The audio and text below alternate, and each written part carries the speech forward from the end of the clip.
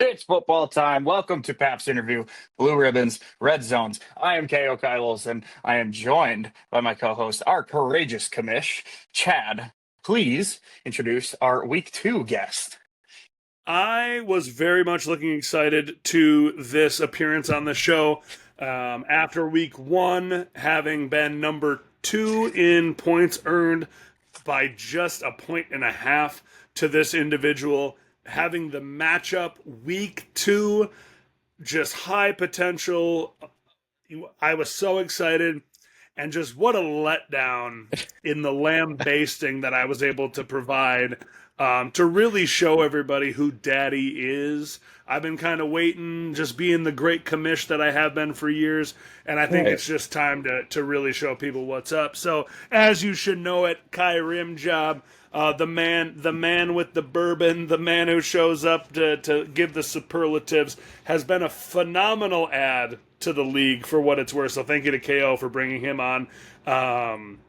Absolutely an excellent addition to the league. Travis, welcome to the show. Yeah, well, thanks for having me, boys. I wish I was in better spirits. After that, I think I'd rather drag my balls across glass than show up to this one and take this verbal beating that I have coming to me from Chad. It could have been anybody else, huh? It had to be you. After all of that shit you talked, and then I just crapped my pants week 2 in front of everybody, and I'm like, oh, fuck, I got to go talk to this motherfucker now. But it's great to have you guys.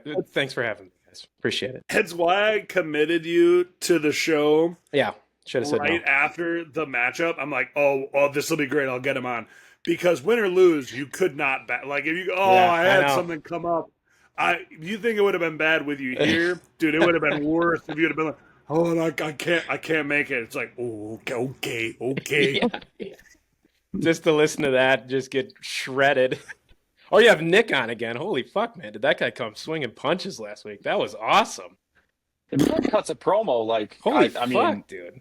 yeah, I can see how he's worked his way up the ladder at Yeah, him and festival. Scott really are friends, huh? Is he You doing gotta be. ChatGPT for this shit every week or what? Because this stuff is unbelievable. I'm laughing my ass off reading this stuff. I think there's part of it. He feeds ChatGPT. He feeds them Gotta be. the league information, Like Kyle's and then he nicknames feeds on his them, teams. yeah, the little things and the small bites. But I think that whole work down in the build up. I mean, is that from ChatGPT or I don't know. like It's really good, though. is he building it himself? He shit all over himself, too, so I'll give it to him. He should, you did, like you do for kicking my ass this week, he deserves some flowers for sure. Yeah, he seems to be very impartial, which Surprised. it would be one thing if he just put out a bunch of rankings. He's like, down and just like, oh, this team clearly is really good, just not I get, know. unlucky. Yeah, I know. After week 1, I'm like, all right, maybe he'll have me like 2 or 3. He's like 5 or 6. I'm like, fucking A, man.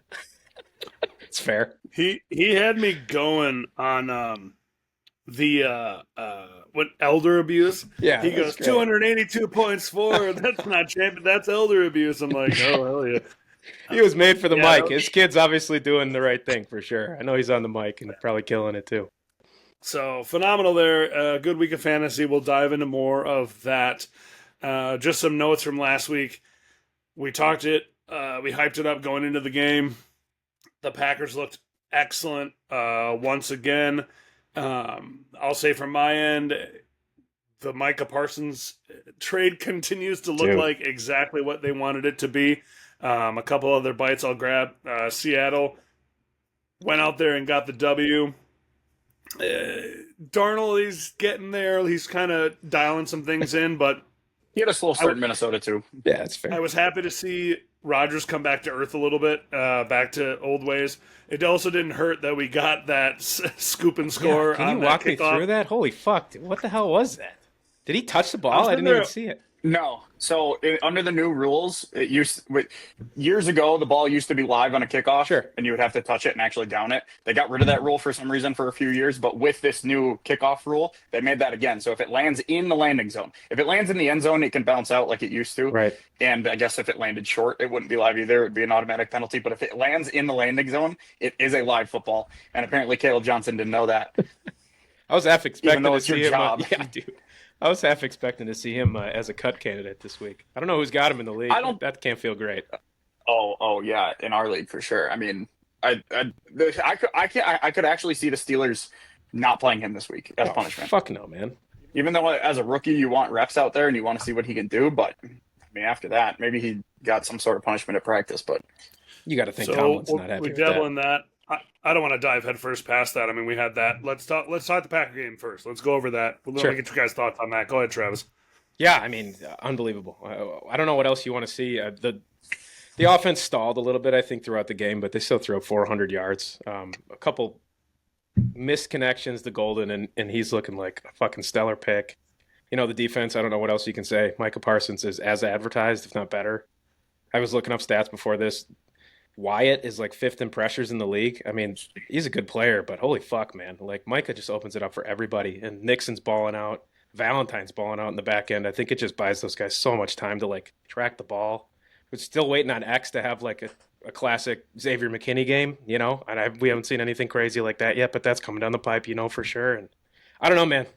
It's hard not to ride this wave too high. You don't want to be that guy, but it's like, holy fuck, who's going to beat this team? You know, you're looking at the Eagles and the NFC especially. There's not a ton of teams. I mean, the Seahawks could be scrappy, maybe the Niners or something like that, but it looks like the Eagles and the Packers, like, kind of conference to lose. it really does, especially. I mean, you mentioned Nixon. He has really stepped up his game. Like obviously, Micah elevates everyone on the team, getting to the quarterback so quick, creating so much pressure. Sure. But Nixon, if you really watch the tape, his hip work and his footwork has dramatically increased. Like that one play, if you watch against, was it Noah Brown? There was a I breakup can't with remember. Brown, yeah. I think so. It was like an out route where Noah Brown kind of pushed him away and then ran to the sideline. He got pushed, kept his footing, booked ass, and knocked the ball out of Noah Brown's hand as he caught it on the sideline.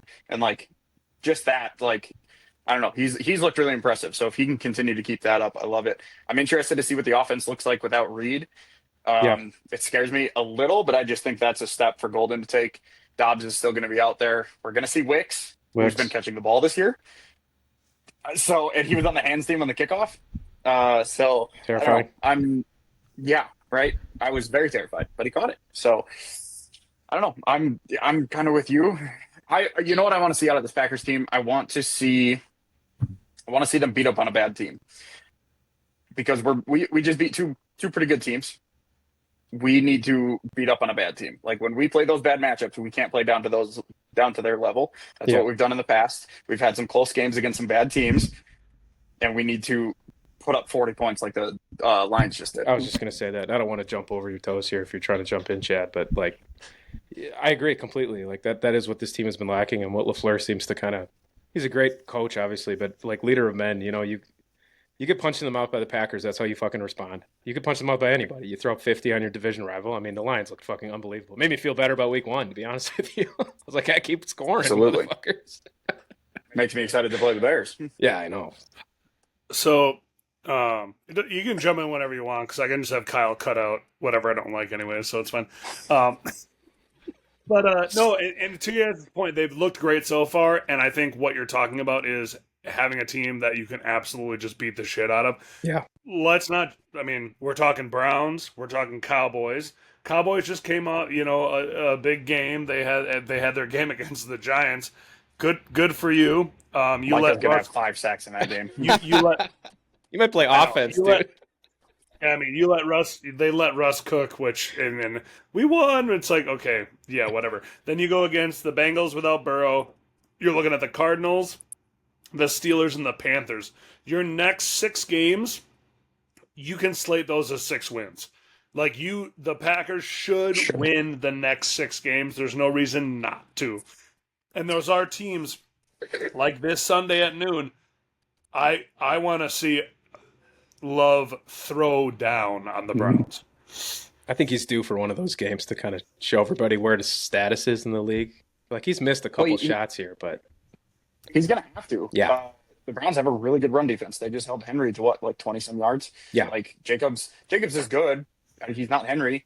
And you know, different schemes can get people open. Like it's not just a 1-to-1 comparison. We can still run on them potentially, but Love's gonna have to throw. Their secondary sucks. We saw that. Lamar, I think, threw 4 touchdowns or something. Like we can pick them apart, and that's what we need to do. We need to beat these teams that we can pick apart.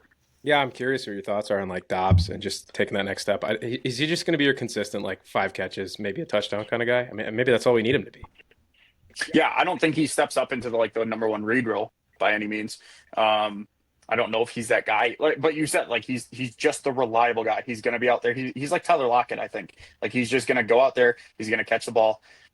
He's probably not going to be a huge yards after the catch kind of guy, but I really look for Golden to potentially take that step up, and maybe even Wicks. Probably Golden. If I had to bet, Golden's going to take the step up against the Bengals after the bye week. That's typically when you see a rookie wide receiver step up in the offense is after a bye week. So Yeah, it's kind of a good thing we have it early in the year. I'll put on my best Chad hat here and mispronounce Savion Williams' name. But maybe any of the rookies stepping up here. That guy needs some new cleats. Other than that, he looks like a fucking baller, man. How about stop slipping on your He dick? he could play that role. You know, Absolutely. obviously, like he already had a couple. He already had a couple gadget plays behind the line. He could step into that role. Hopefully, it's not too obvious. He might need to take some more snaps, not doing that, so that it's not snuffed out by the defense every time. But Yeah, yeah, great call. I like our weapons. Their defense is going to be tough, but you should throw up some points on the back end. I hear you. All right.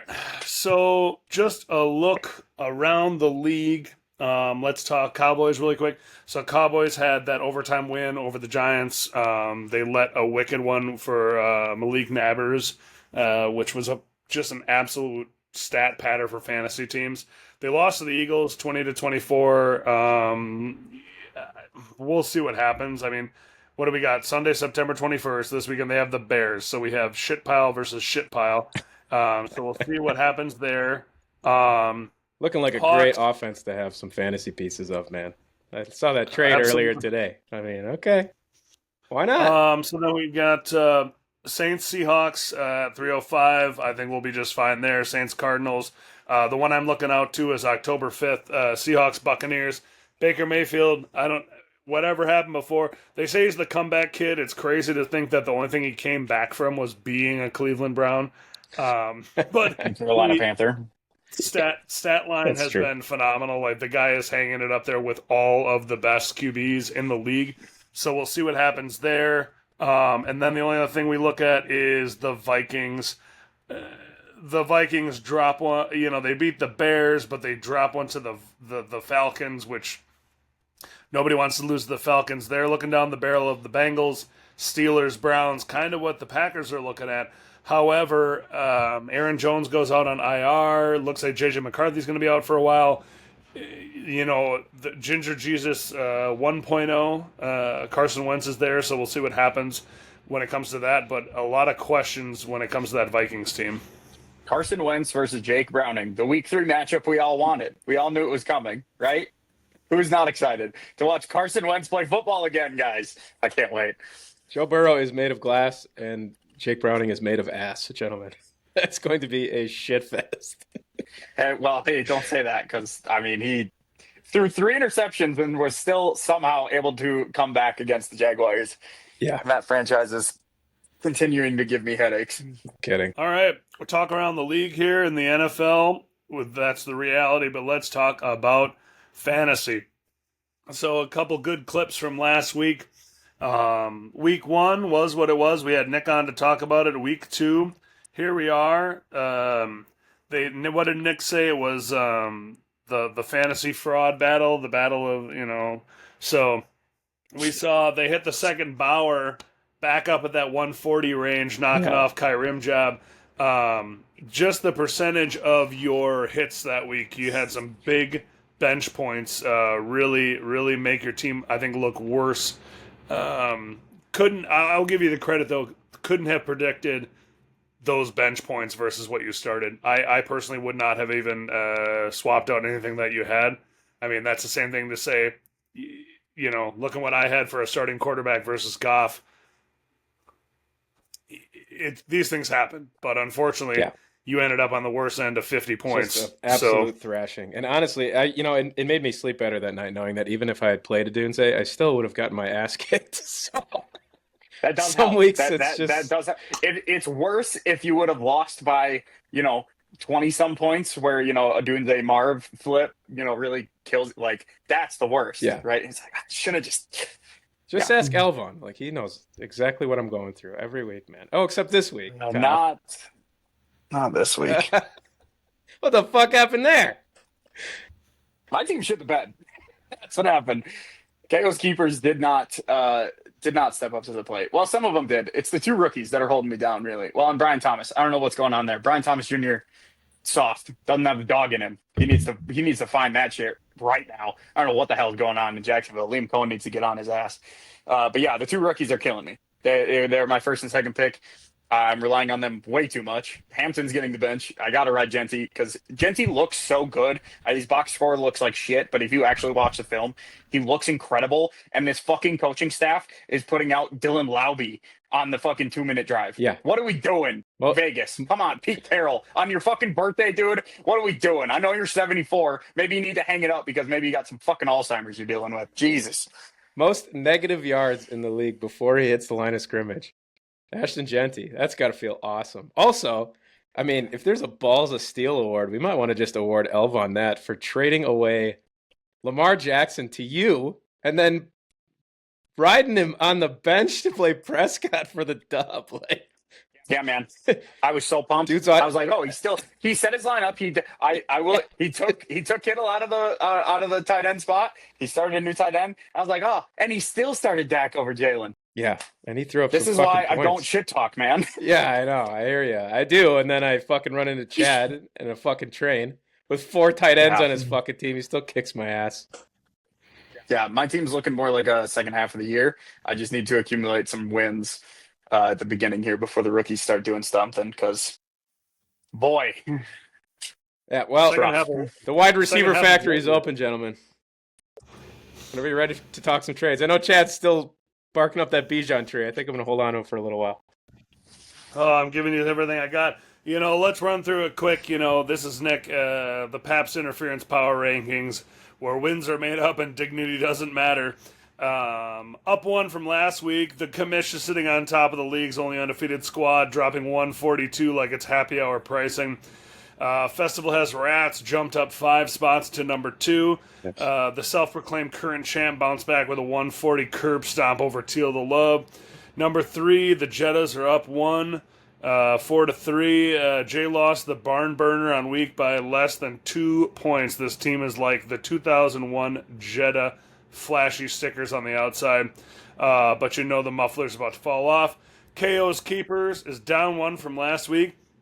Took the L in a slobber knocking against Angry Black Man, but don't be fooled. This squad has a points for of 233 and can scrap. Show Them TDs is up 4 from last week. Red Panda snuck past Jay with a nail biter win. Show Them TDs is basically the fantasy equivalent of a sketchy Tinder profile. Looks promising, but disappointment is lurking right around the corner. Kai Rimjob down 5 from last week, 1-6. Travis, buddy, Scoring 92 weeks in week 2 is like ordering a spotted cow and getting handed a Warmo Duels. The Kai Rimjob name might have been clever, but now it's describing how your roster's getting steamrolled. Angry Black Man down 1 from last week, snagged the dub in a tight scrap with KO, but here's the truth. With 215 points for and the highest points against in the league, Angry's team is like a punching bag at Planet Fitness. You're standing at 1-1, but Vegas still has you at plus 2,000s to make the playoffs. Number 8, Kraft Yak and Cheese is up 2. Congrats on beating Stumby. It's like bragging that you won a 3-legged race when your opponent forgot their shoes. Teal the Love is down 1 to number 9. You put up 85.78 points. That's not fantasy football. That's child neglect. And number 10, Vintage Stumpy Reserve. Sure. He's down 5. Dead last. No wins. Points for, 228. Points against, 271. Vintage Stumpy is less. Aged like a fine wine and more expired Bush Light found in the garage fridge. 2 weeks in, the only thing this team is reserving is the toilet after taco night. I look forward to these every single week. They are excellent. Like we said, I don't know if he's using ChatGPT or what it is, but it is a phenomenal recap for the week. It is up there with Barstool, with Red Zone, with NFL, ESPN, any of those that are doing power rankings, and it's way funnier and way more fitting for our league. Absolutely love it. Yeah, we're going to need some that's points for paying out some extra bucks for Chet GPT Plus or whatever. If that's what it's giving you, that shit is fucking phenomenal, man. Extra points for slobber knocker. He's old enough that might be in his vernacular. That's why I don't know if he's using fucking ChatGPT. This guy might just be the funniest dude I've ever met. I love that we're just jumping to he's using ChatGPT. We are giving this guy zero credit. He gets credit when he wins a fucking game. Literally, he mentioned that he used it to help with the Scott Hansen prompt, and now we're just assuming that he uses it for everything. I would also assume. I mean, it's pretty clean, and again, he's got some shit talking to himself and it's great stuff, man. Very fair. We'd love to know. If it's not the case, please let us know. If you're typing that out, I want to give you full credit where credit is due. If you're taking the time to do that for this league, he cannot be the one paying for porterhouses or Scott Hansen next year. Somebody else has got to pay out. If he's doing this every week, fuck that shit. Don't worry, he won't be paying for porterhouses. I don't think he's winning shit. Sorry, Nick. You've been generous with all of your jokes and the Scott Hansen thing and all of the wins you give out everyone you play every week. It's really been great. All right, so looking at week 3, they hit the second Bauer. The commish is facing off against his podcasting cohort, KO's Keepers. I'll give you, man. They're giving you the edge right now, but as we've seen the last 2 weeks, that edging isn't always the best. It's more about That's the story of my life. If you go back and look at last year, and you can somehow still look at the projections, I was projected to win every fucking week. I can't look at these projections anymore. They get my hopes up. I go into Sunday with a gleam of hope, and then I lose to Elvon. All right, we can't have this anymore. I'm not looking at that. I'm looking at the players. And honestly, right now, your quarterback might not be starting. So we'll see about that. I hate that I'm scared about your old and injured running backs. Amon-Ra's really the only one I'm scared of. Bowers is still questionable again. Ibuka, there's no way he can score another touch. I mean, he probably will. He'll score 3 because it's me this week. Pittman, who knows? I don't know. I need some boys to step up. Mike Evans needs to actually catch a touchdown without pushing off on the cornerback. Brian Thomas Jr. needs to find the dog. And Ashit got the purring in the background. It's Chad's ass up against the mic. Yeah, man. The team's got to step up. That's for sure. And Hampton, I hope you learned your lesson. You're getting the bench this week, but it's a learning opportunity, all right? Go out there, show me what you got, and maybe you'll crack the starting lineup next week. Dude, don't even worry about me when it comes to quarterbacks, man. I got it set. I got the dart. I got Goff. Dude, I'm so deep at quarterback, I ain't even worried. Hold on. I have a question for you because I was looking at your roster today because I was like, oh, I'm playing Chad, and I scrolled on your bench. Why the fuck are you rostering 4 tight ends? Because I don't want Ian to be able to pick one up.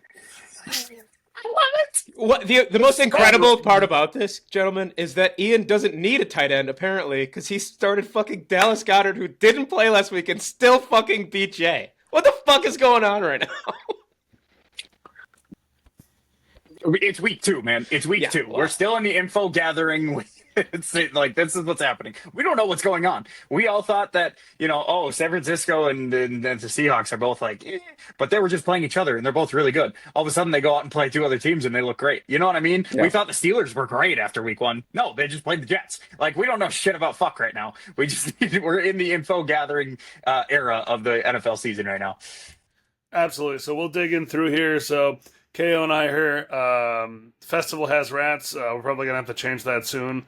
Maybe Chinook has rats. Shit. So then show me them TDs. That'll be a good matchup. I'm looking forward to that one with Ian and Ryan both having kind of some comeback weeks. Jettas and Teal the Love both at 1-1. 61%, I'll be honest. Ryan, buddy, I love you. I think 61% is low for a win percentage.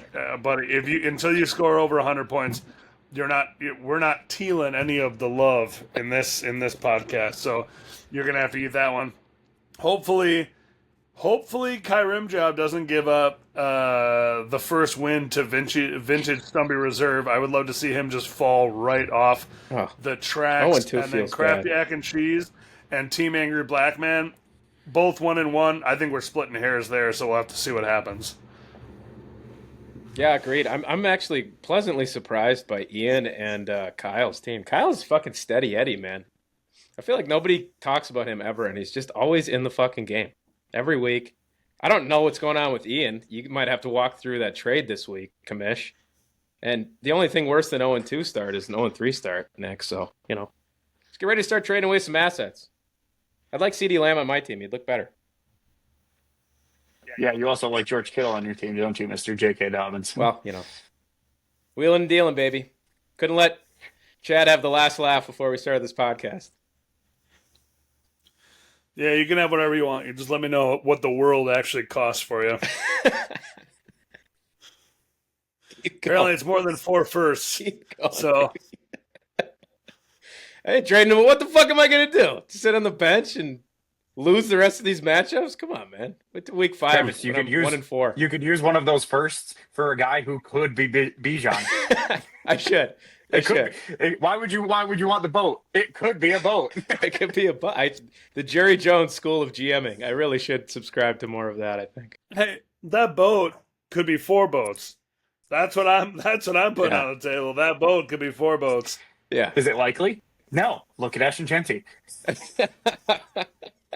Is it likely that Travis wins even with him? Probably not. So, let's put him on a winning team. Hit me in week 5, man. Hit me in week 5. We'll talk. I want the Falcons actually score a fucking touchdown. I got Bijan in the league, so I feel you're fucking.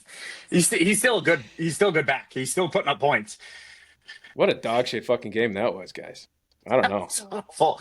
Dude, Minnesota. If there's anything that we have figured out over the first 2 weeks, Minnesota's here for some shit primetime games. That's what we figured out. Yeah, they need to pull those boys from all the primetime immediately. Either I'm having deja vu, or the Brewers just won 9-2 again against the Angels tonight.